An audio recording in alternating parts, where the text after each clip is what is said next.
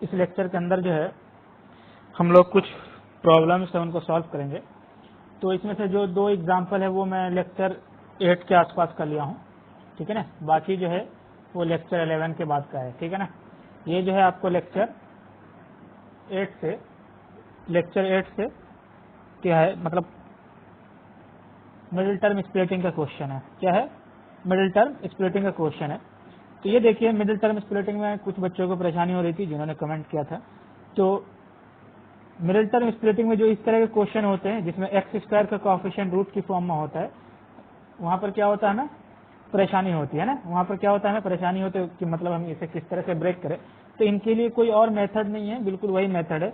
हम यहाँ पर क्या करते थे, एक्स स्क्वायर का कोएफिशिएंट और सी को मल्टीप्लाई करते थे, जो कि क्या यहाँ पर 48 है, जो कि क्या है 48 है, ठीक है ना। अब क्या करेंगे, हम इसका फैक्टराइजेशन करेंगे, प्राइम फैक्टराइजेशन। क्या आ जाएगा 48, that will give you 24, 12, 6, 2, 3, 3, 1, ठीक है। इन्हीं में से एक कॉम्बिनेशन ऐसा पॉसिबल होगा, इन्हीं में से एक कॉम्बिनेशन ऐसा पॉसिबल होगा। तो इसका प्राइम फैक्टराइजेशन क्या क्या देखो मैं लिख दे रहा हूँ, 2, 2, 2, 2, 3, ठीक है ना। अब देखिए, इनमें से आप तो ये सोच रहे होंगे कॉम्बिनेशन ऐसा बनेगा जो कि क्या आएगा, पॉजिटिव इंटीजर आएगा। लेकिन हमें सम क्या चाहिए, √6 चाहिए। क्या चाहिए, √6 चाहिए। तो आपको जब सम क्या चाहिए, उस सम में √6 चाहिए, तो आप एक ऐसा कॉम्बिनेशन लिख करके जहां से प्रोडक्ट 6 आ रहा हो, जैसे ये है, इसको हम क्या लिख सकते हैं, 2 इंटू 2 इंटू, इसको 6 को जो है आप क्या कर दीजिए, √6 इंटू √6 कर दीजिए, √6 इंटू √6 कर दीजिए, √6 इंटू √6 कर दीजिए, ठीक है। और जैसे ये कॉम्बिनेशन पॉसिबल होगा, यहीं से आपको क्या मिलेगा, ये रिजल्ट मिलेगा। यहीं से आपको क्या मिलेगा, एक कॉम्बिनेशन ऐसा मिलेगा जिनकी वैल्यू जो है क्या आएगी, हमारी ये रिजल्ट आएगी, ठीक है ना। इन्हीं में से एक रिजल्ट होगा। तो हमने क्या कर दिया, 24 प्राइम फैक्टराइजेशन कर लिया, प्राइम फैक्टराइजेशन कर लिया। अब यहाँ से देखिए हमारे पास जो कॉम्बिनेशन है, यहाँ पर 1 2 छूट गया है, और ठीक है ना। अब पेयर बनाना है, क्योंकि देखिए प्रोडक्ट तो हमारा 48 आ ही जाएगा, क्योंकि 48 का प्राइम फैक्टराइजेशन है। तो एडिशन को लाने के लिए आप में क्या देख रहे हैं, एडिशन में √6 चाहिए। तो एक कॉम्बिनेशन पहले ही आप √6 कर लीजिए। √6 करने के लिए क्या करना पड़ेगा, क्योंकि 6 आ रहा है तो हम उसको रूट बनाने के लिए √6 इंटू √6 कर देंगे, ठीक है ना। अब यहीं से एक कॉम्बिनेशन पॉसिबल होगा, क्या, जैसे 2 2 4 और एक √6, तो क्या हो जाएगा 4√6, और यहाँ से 2 और √6, दूसरा कॉम्बिनेशन हो जाएगा 2√6। अब साइन डिसाइड कर लीजिए, +6 चाहिए तो यहाँ पर एडिशन हो जाएगा, ठीक है ना। तो इसी प्राइम फैक्टराइजेशन से ही हमें क्या करना है, डिसाइड करना है। पहले रूट की फॉर्म क्रिएट कर लेनी है, उसके बाद जो हमें पेयर बना लेना है, उसके बाद हमें क्या कर लेना है, पेयर बना लेना है। तो ये हमारा मिडिल टर्म इस तरह से ब्रेक हो जाएगा, ठीक है ना। क्योंकि प्रोडक्ट तो इनका 48 आएगा ही, मतलब एक एक्स स्क्वायर का कोएफिशिएंट और सी का जो प्रोडक्ट है वो रिजल्ट तो आएगा ही, क्योंकि हमने उसी का प्राइम फैक्टराइजेशन किया है ना। इसलिए हमें एडिशन क्रिएट करने में परेशानी होती है, तो उसको हम इस तरह से क्रिएट करेंगे, ठीक है ना। तो हम अब इसको ब्रेक डाउन कर दे, क्या, x square plus 4√6x plus 2√6x plus 48। अब इन दोनों में से मैक्सिमम क्या कॉमन आ रहा है, x, यहाँ से क्या आ जाएगा, x प्लस 1, और यहाँ से क्या कॉमन आ रहा है, 2√6। 2√6 कॉमन लेंगे, 2√6 कॉमन लेंगे तो यहाँ से क्या बचेगा, x प्लस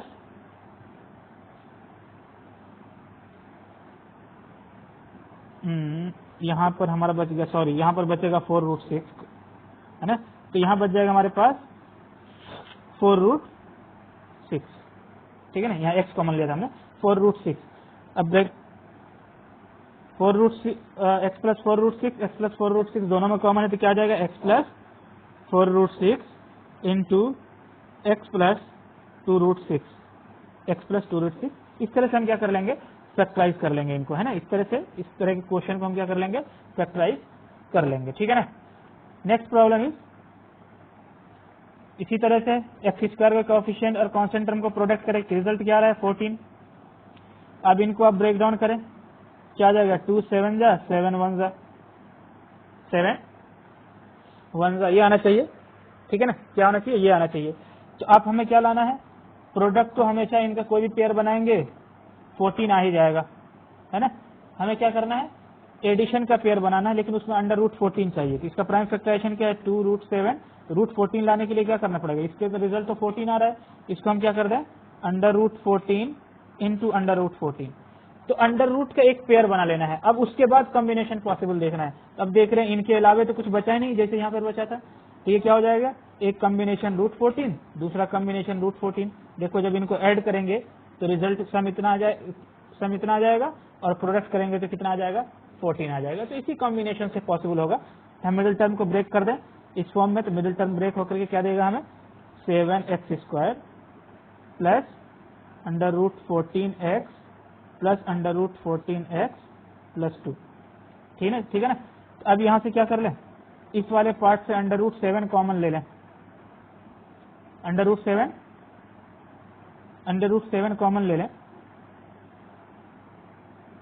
या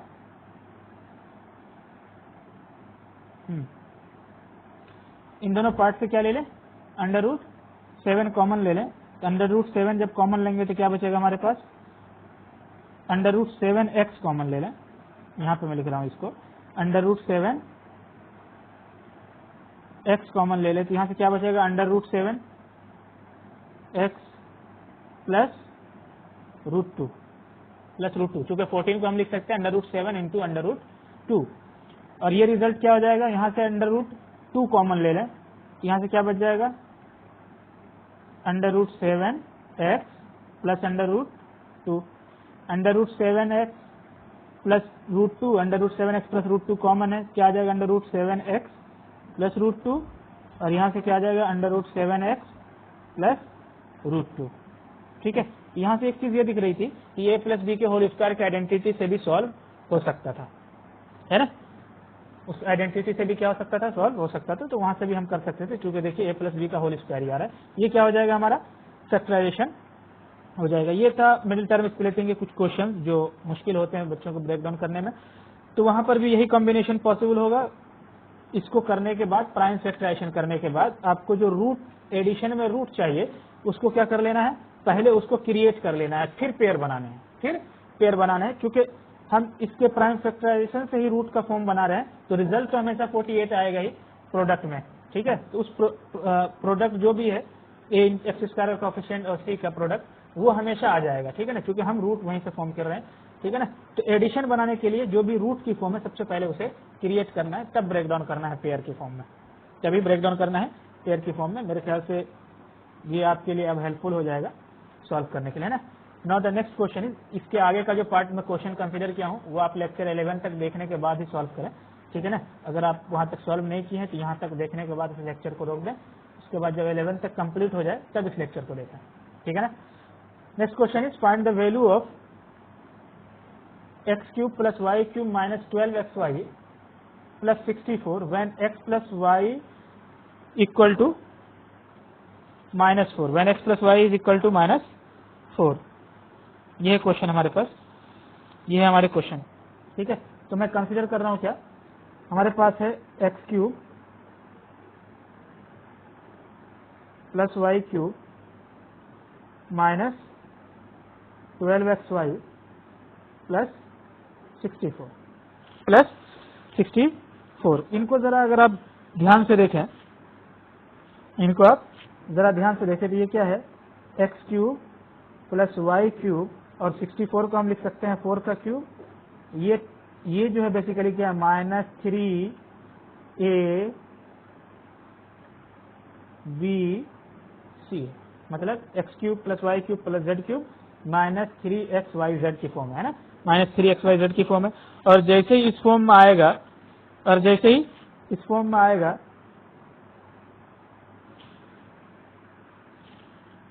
ठीक है ना, जैसे ही इस फॉर्म में आएगा तो हम इसको क्या लिख सकते हैं, आइडेंटिटी लगा सकते हैं। लेकिन जो गिवन कंडीशन है हमारे पास, x plus y is equal to 4, यहाँ से क्या आ जाएगा, x plus y plus 4 is equal to 0। मतलब क्या है, x plus y plus z equal to 0 की फॉर्म है।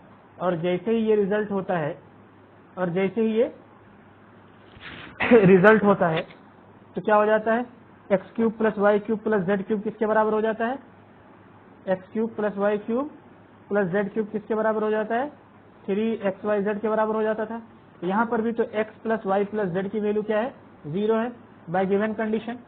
इसका यूज करें तो ये क्या हो जाएगा, इसका जो रिजल्ट हो जाएगा x cube plus y cube plus z cube का, वो क्या हो जाएगा, 3x y and z is 4, और ये क्या है -12xy है ना, क्या है -12xy।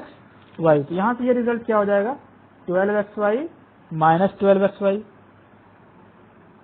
है ना, द रिजल्ट विल बिकम 0। यहाँ से आंसर क्या आ जाएगा हमारा, 0 हो जाएगा, ठीक है ना। तो इसकी जो वैल्यू हो गई क्या हो गई, 0 हो गई है ना, वैल्यू क्या हो गई, 0 हो गई। इस गिवन कंडीशन का क्या करना है, यूज करना है, इस गिवन कंडीशन का क्या करना है, यूज करना है।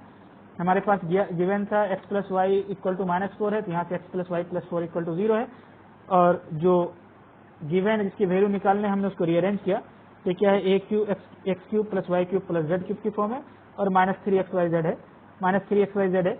तो आप ये सोच रहे होंगे कि यहाँ से आइडेंटिटी लगा दिया जाए, बड़ी लंबी सी जो आइडेंटिटी थी कि x cube plus y cube plus z cube -3xyz equal to x plus y plus z into x square plus y square plus z square minus x y minus y z minus z x.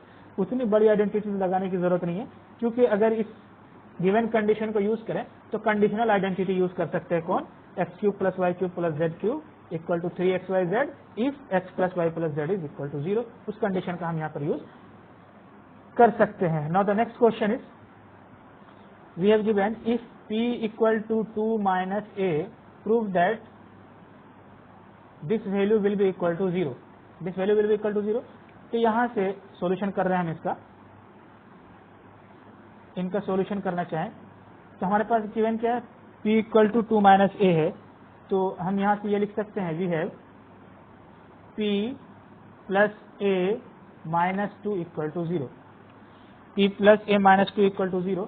तो मैं इसको अगर ऐसा लिख दूं, p plus a plus minus 2 equal to 0, तो ये कैसा है, इस कंडीशन की फॉर्म है, x plus y plus z equal to 0 की फॉर्म है ना। और x plus y plus z जब इक्वल टू 0 होता है तो x cube plus y cube plus z cube किसके बराबर हो जाता है, 3xyz के, 3xyz के, ठीक है ना। तो अब मैं क्या कर रहा हूं, ये जो कंडीशन है इनका यूज कर रहा हूं है ना। तो यहां से क्या आ जाएगा, इसका मतलब क्या हो जाएगा, एक इसका मतलब होता था x cube plus y cube plus z cube equal to 3xyz होता था ना। तो ऐसे ही हमारा ए बी सी है, मतलब एक्स वाई जेड है, तो क्या हो जाएगा, x cube plus y cube plus z cube will be equal to 3xyz। इसका मतलब क्या हो गया, p cube plus a cube minus 8 equal to क्या हो जाएगा, 6 माइनस 6 pa। इस रिजल्ट को इस तरफ ट्रांसफर कर देते क्या हो जाएगा, p cube plus a cube minus 8 plus 6 pa is equal to 0। तो जो हमें गिवन कंडीशन थी वो हमने प्रूफ कर लिया इस आइडेंटिटी का यूज करके, है ना।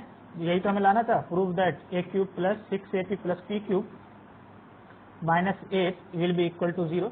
तो वो रिजल्ट हमारे पास आ गया है ना, क्योंकि x plus y plus z equal to 0 की फॉर्म आ गई। तो वहां से हम ये आइडेंटिटी अप्लाई कर सकते हैं, कंडीशनल आइडेंटिटी। तो हमने इस पर कंडीशनल आइडेंटिटी अप्लाई किया, तो ये जो गिवन कंडीशन प्रूफ करना था वो हमारे पास आ गया। वो क्या आ गया, हमारे पास आ गया, ठीक है ना। Now move to the next question. एक क्वेश्चन है छोटा सा, इवेलुएट करना है, -12 का क्यूब प्लस 7 का क्यूब प्लस 5 का क्यूब। ये देखिए क्या है, x cube plus y cube plus z cube.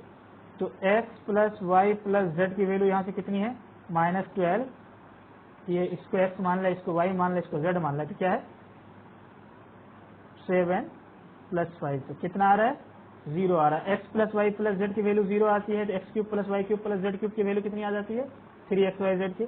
तो इसका आंसर क्या हो जाएगा, 3 इंटू -12 इंटू 7 इंटू 5, ठीक है ना।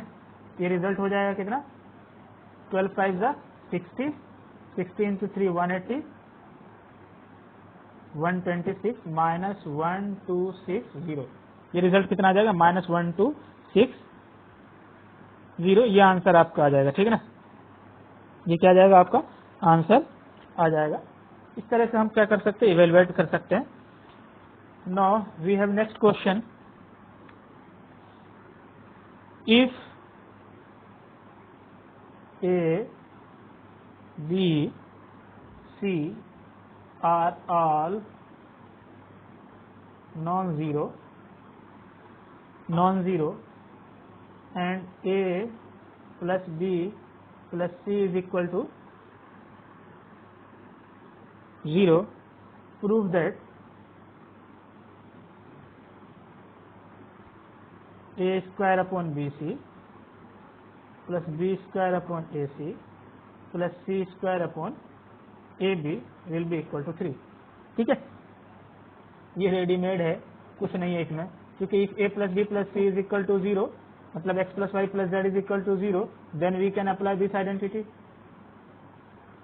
If x plus y plus z is 0, then x cube plus y cube plus z cube equal to 3xyz। तो मैं इसी का अप्लाई कर रहा हूँ यूजिंग दिस। तो क्या हो जाएगा, since A plus B plus C is equal to 0, then A cube plus B cube plus C cube must be equal to 3ABC। अब मैं क्या कर रहा हूँ, इस ABC से दोनों तरफ डिवाइड कर दे रहा हूँ, तो क्या हो जाएगा, A cube plus B cube plus C cube upon ABC और 3ABC अपॉन ABC। हमने LHS RHS दोनों में ABC से डिवाइड कर दिया, तो ये क्या हो गया 3।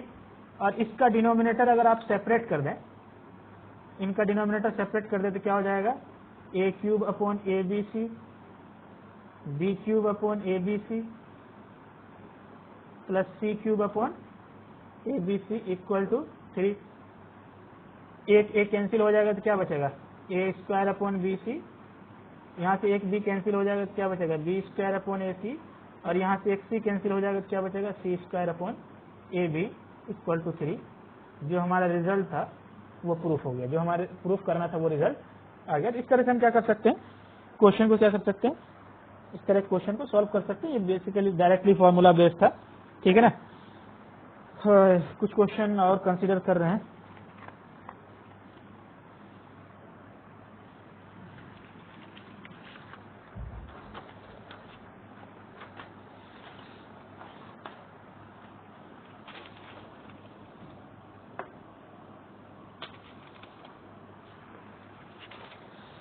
Next question is,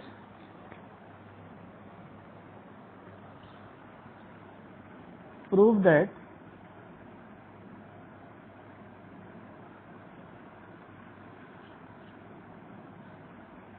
A cube plus B A plus B plus C का whole cube minus A cube minus B cube minus C cube will be equal to 3 times A plus B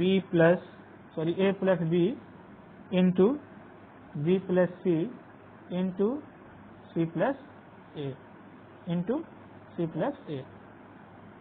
ये हमें proof करना है। 3 times A plus B into B plus C into C plus A will be equal to 0, ठीक है ना। तो ये result क्या करना है, हमें प्रूफ करना है। ये रिजल्ट क्या करना है, हमें प्रूफ करना है।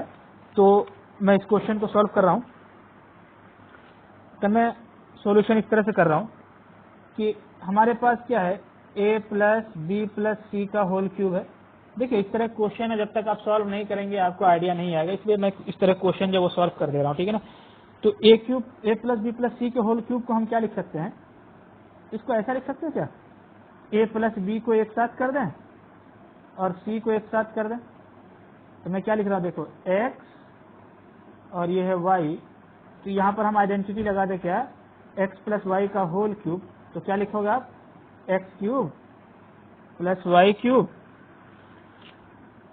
Plus 3xy into x plus Y.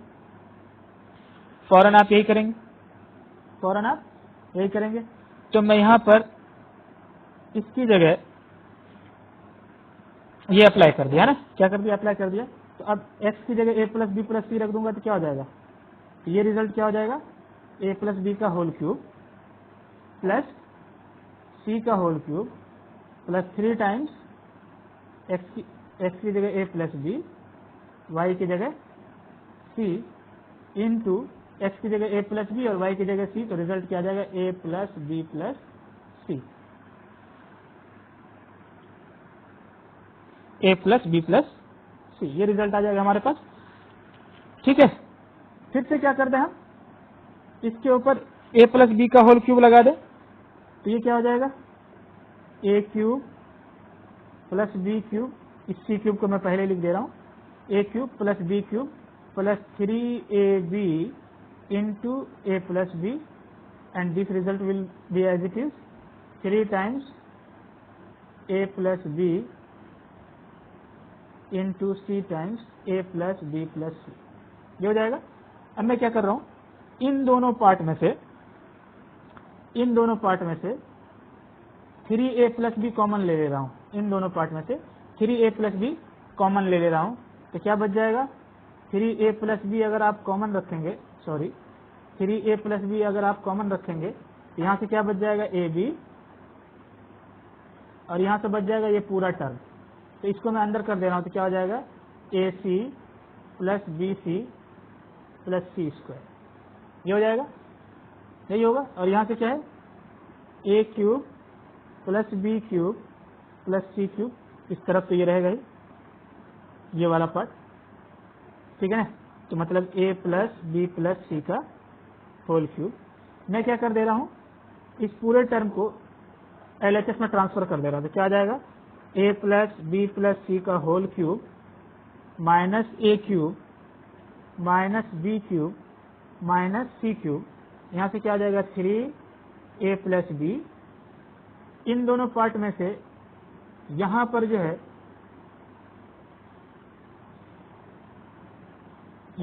है, ए कॉमन ले सकते हैं और इसमें सी कॉमन ले सकते हैं फैक्टराइजेशन करने के लिए। ये रिजल्ट क्या हो जाएगा, ए बी प्लस सी, और यहाँ से सी कॉमन ले लें तो क्या बच जाएगा, बी प्लस सी। फर्दर अंदर फैक्टराइज हो जाएगा तो क्या हो जाएगा, ये रिजल्ट एज इट इज रहेगा, 3 टाइम्स ए प्लस बी, और यहाँ से बी प्लस सी कॉमन ले लें तो left over thing will be in the second bracket, that is a plus c. यहाँ से क्या आ गया हमारे पास, a plus b plus c का whole cube minus a cube minus b cube minus c cube is equal to 3 times a plus b into b plus c into c plus a. ये result क्या हो गया, हमारा proof हो गया, जो कि हमें क्या करना था, प्रूफ करना था, है ना। तो हमने ए प्लस बी प्लस सी के होल क्यूब पर क्या कर दिया, ए प्लस बी को एक मान लिया एक्स और बी को सी को मान लिया y, x cube plus y cube की आइडेंटिटी, एक्स प्लस वाई के होल क्यूब की आइडेंटिटी हमने क्या कर दिया, उसके ऊपर अप्लाई कर दिया। इस तरह से हम इस रिजल्ट पर पहुंच गए, इस तरह से हम क्या कर गए, इस रिजल्ट के ऊपर पहुंच गए। ठीक है, तो इस तरह से हम क्या कर सकते हैं, इस तरह क्वेश्चन को सॉल्व कर सकते हैं। ठीक, और भी बहुत सारे क्वेश्चन होंगे इस तरह से। तो मैं एक क्वेश्चन और है जो कि मैं कंसिडर करना चाहता हूं। तो जैसे हमारे पास है, सिंप्लीफाई करना है,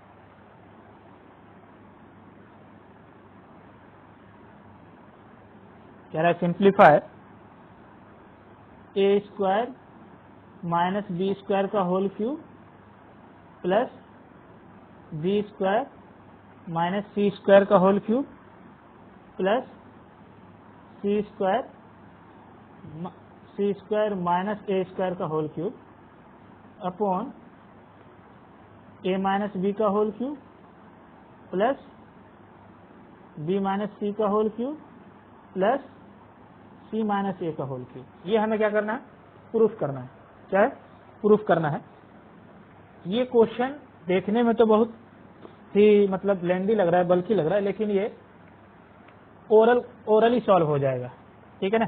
लेकिन फिर भी मैं क्या कर रहा हूँ, देखिए ये इसको अगर हम x मान लें न्यूमरेटर में, ये वाला पार्ट y है और ये वाला पार्ट z है, तो अपनी z है, तो न्यूमरेटर में आप देख सकते हैं कि x plus y plus z की वैल्यू 0 है। सिमिलरली डिनोमिनेटर में इसको x माने, इसको y माने और इसको z माने, तो न्यूमरेटर में भी x plus y plus z की वैल्यू 0 है। अगर आप गौर से इसको सॉल्व करके देखें, है ना, क्या है 0 है, मतलब a की जगह आप रख के देखें square minus b square, y की जगह b square minus c square और z की जगह c square minus a square, तो न्यूमरेटर 0 हो जाएगा। और सिमिलरली डिनोमिनेटर में x की जगह a माइनस बी, वाई की जगह b माइनस सी, z की जगह c माइनस सी। तो मतलब x plus y plus z की वैल्यू 0 होती थी, तो हमारे पास क्या आइडेंटिटी थी, a plus x cube plus y cube plus z cube किसके बराबर हो जाता था, 3xy z के। तो सिमिलरली यहां पर भी हो जाएगा, तो न्यूमरेटर पार्ट क्या हो जाएगा, 3 times x y z x y z, और डिनोमिनेटर में भी क्या हो जाएगा, 3 times x y z, 3 times a minus b, 3 times मतलब b minus c into c minus a. 3 से 3 कैंसिल हो जाएगा। ऊपर वाला पार्ट जो हम इसको क्या लिख सकते हैं, a minus b into a plus b, इसको हम लिख सकते हैं क्या, a minus b into a plus b, और इसको लिख सकते हैं b minus c into b plus c, और इसको लिख सकते हैं c minus a into c plus a. Denominator में क्या हमारे पास, a minus b into b minus c into c minus a. यहां से देखिए a माइनस बी से कैंसिल हो गया, b माइनस सी से कैंसिल हो गया, और c माइनस ए से कैंसिल हो गया। तो बचा क्या हमारे पास, a plus b into b plus c into c plus a. ये क्या हो गया, इसका सिंप्लीफाइड फॉर्म हो गया, इसका क्या हो गया, सिंप्लीफाइड फॉर्म हो गया। तो इस तरह एक क्वेश्चन है जो कि आपको क्या करना है, सॉल्व करने हैं, ठीक है ना, जो कि क्या करना है आपको सॉल्व करना है। इजी है क्वेश्चन, ठीक है, लेकिन आपको गेस करना पड़ेगा, ठीक है ना। मेरे ख्याल से इतना क्वेश्चन जो है सफिशिएंट है, इतना क्वेश्चन के आपके लिए सफिशिएंट है। बाकी जो है आप खुद से प्रैक्टिस करें, ठीक है, क्योंकि कुछ क्वेश्चन आपके लिए भी रहने चाहिए ताकि आप उसको प्रैक्टिस कर पाए। तो इसी तरह से क्या करना है, हमें क्वेश्चन को सॉल्व करना है। जो अब हमारा जो नेक्स्ट लेक्चर होगा वो होगा कोऑर्डिनेट ज्योमेट्री। किसके ऊपर होगा, कोऑर्डिनेट ज्योमेट्री के ऊपर, कोऑर्डिनेट ज्योमेट्री के ऊपर। कोऑर्डिनेट ज्योमेट्री जो कि थोड़ा बहुत आप लोग लोअर क्लास के अंदर पढ़ चुके होंगे, पॉइंट को कैसे प्लॉट करते हैं, क्या करते हैं। एक साइंटिस्ट थे जिसका नाम था रेने